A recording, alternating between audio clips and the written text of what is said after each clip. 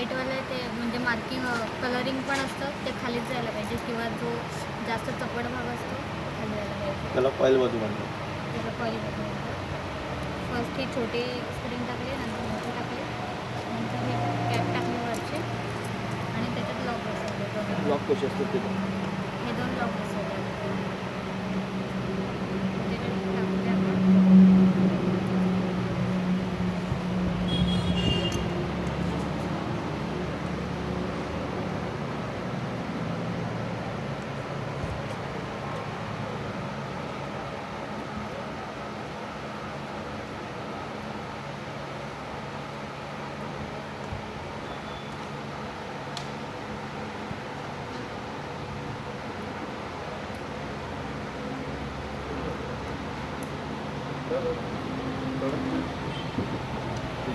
पण काय कळलं नाही इथे जे समोर